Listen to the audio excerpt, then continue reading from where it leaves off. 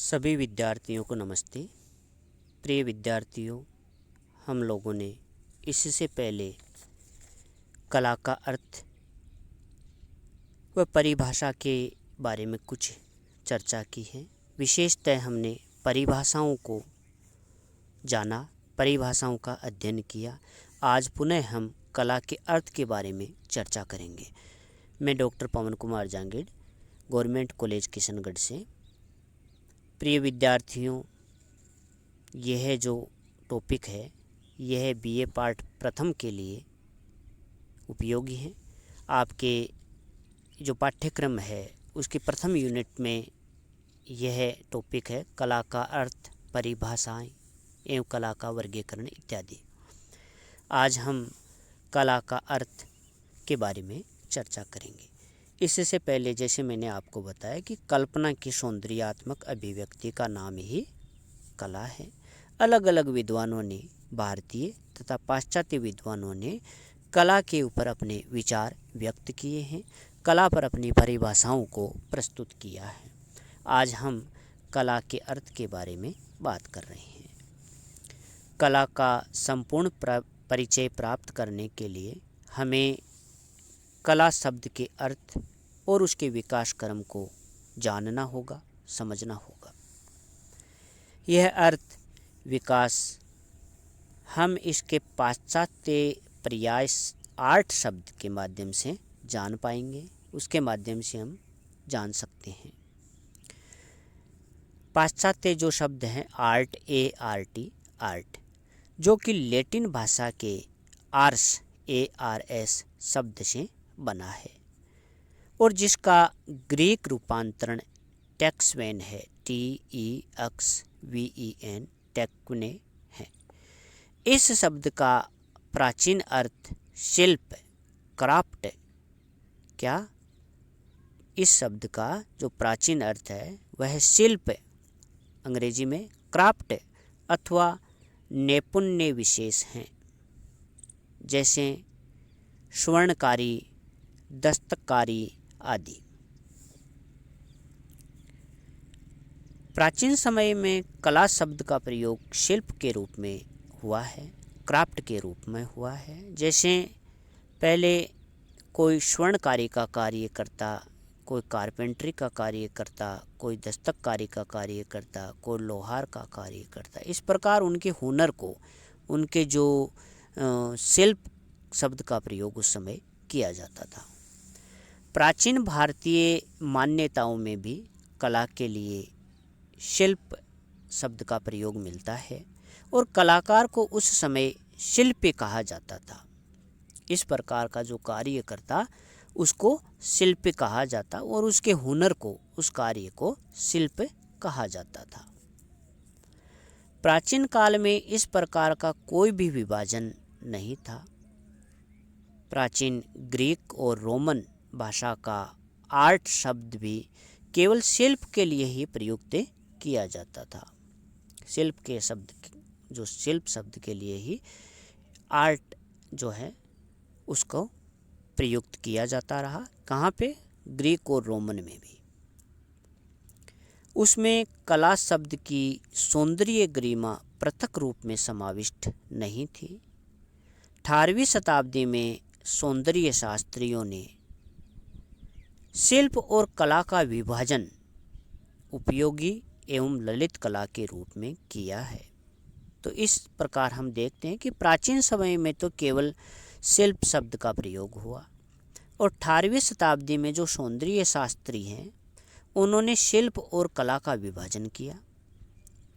उन्होंने उपयोगी एवं ललित कला के रूप में उनको बताया और 19वीं शताब्दी के आते आते कला शब्द में छिपा हुआ सौंदर्य बोध इतना प्रबल हो गया कि उसने अपने पुराने विशेषण ललित को हटा देने पर भी वह अपने अपेक्षित अर्थ को पूर्ण रूप में ध्वनित करने लगी और सामान्य व्यवहार में ललित कला के लिए केवल मात्र कला शब्द का ही प्रयोग किया जाने लगा। इस प्रकार यह ललित कला जो शब्द है इसके स्थान पर केवल हमें कला शब्द में भी कला शब्द को ही प्रयोग करने लगे। प्राचीन भारतीय साहित्य में कला के प्रति आध्यात्मिक दृष्टिकोण था।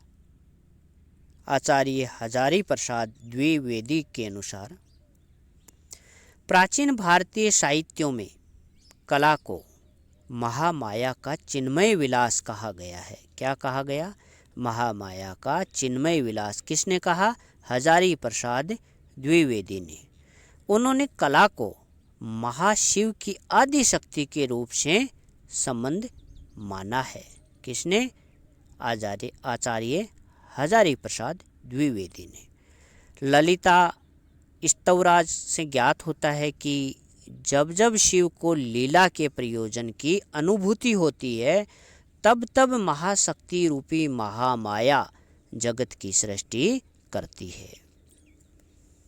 जो हमारा ग्रंथ है ललिता स्तवराज, उससे ज्ञात होता है कि जब जब भी शिव को लीला करनी होती है, लीला प्रयोजन की अनुभूति होती है, तब तब महाशक्ति रूपी महामाया जगत की सृष्टि करती है। अतः शिव की लीला सखी होने के कारण महामाया को ललिता कहा गया है। क्या कहा गया है? ललिता। और यह माना जाता है कि इन्हीं ललिता के लालित्य से ही ललित कलाओं की सृष्टि होती है। किनके द्वारा? इन्हीं ललिता की, जो ललित महामाया को जो ललिता कहा गया है, उसके लालित्य से ही ललित कलाओं की सृष्टि होती है। यह विचार किसके हैं? आचार्य हजारी प्रसाद द्विवेदी के। अतः जहाँ कहीं भी सौंदर्य प्रवृत्ति विद्यमान है, वहीं महामाया का यह लीला ललित रूप भी विद्यमान है। जहाँ पर भी सौंदर्य प्रवृत्ति विद्यमान है, वहीं पर ही महामाया का यह लीला ललित रूप विद्यमान रहता है। अतः प्राचीन मत के अनुसार ललित कलाएं आनंद की निधि है। किसकी निधि है? आनंद की निधि है। माया के पंच कुचकों काल, नियति, राग, विद्या और कला में कला भी एक है। इस प्रकार शैव विचारधारा में कला का दार्शनिक अर्थ में प्रयोग हुआ है, जिसके अनुसार कला का लक्ष्य आत्मा के स्वरूप को साक्षात्कार तथा परम तत्व की ओर उन्मुख होना बताया है।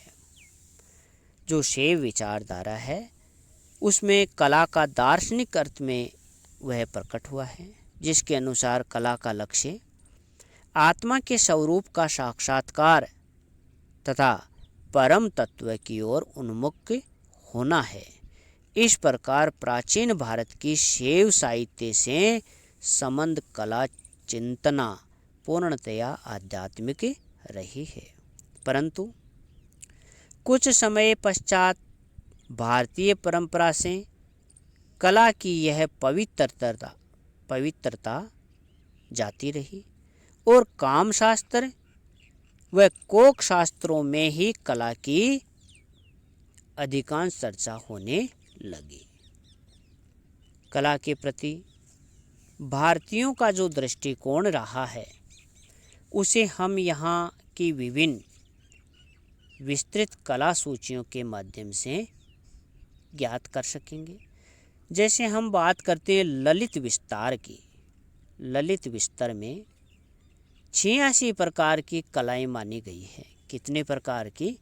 86 प्रकार की कलाएं मानी गई है। इसी प्रकार प्रबंध कोश जो साहित्य है, उसमें प्रबंध कोश में हमें 72 प्रकार की कलाएं का उल्लेख मिलता है।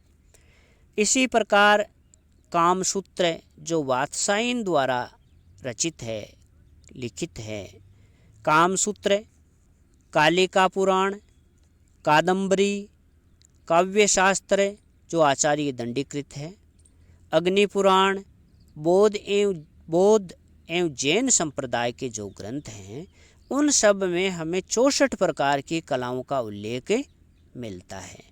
यहाँ ध्यान देना कि एक तो ललित विस्तार में 86 और प्रबंध कोश में 72 प्रकार की कलाएं मानी गई है। इसके अलावा जितने भी ये हमारे ग्रंथ हैं, जैसे कामसूत्र, कालिका पुराण, कादम्बरी, काव्यशास्त्र, अग्नि पुराण, बौद्ध एवं जैन संप्रदाय के जो ग्रंथ हैं उनमें सब में 64 प्रकार की कलाएं मानी गई है। केवल ललित विस्तर और प्रबंध कोश में 86 और 72 प्रकार की कलाओं का उल्लेख मिलता है। इसके अलावा जितने भी हमारे जो ग्रंथ हैं जो मैंने नाम उच्चारित किए, कामसूत्र, कालिका पुराण, कादम्बरी, काव्यशास्त्र, अग्नि पुराण, बौद्ध एवं जैन संप्रदाय के जो ग्रंथ हैं उन सब में 64 प्रकार की कलाओं का उल्लेख मिलता है। इसमें भी आप लोग ध्यान देना कि कई बार यह प्रश्न आता है कि कामसूत्र पुस्तक के लेखक का नाम बताइए, तो आपको नाम बताना है वात्स्यायन द्वारा रचित ग्रंथ हैं जिसमें 64 प्रकार की कलाओं का उल्लेख मिलता है। इस प्रकार अधिकांश सूचियों में कलाओं की संख्या 64 होने से यही संख्या सर्वमान्य मानी गई है, मानी जानी चाहिए।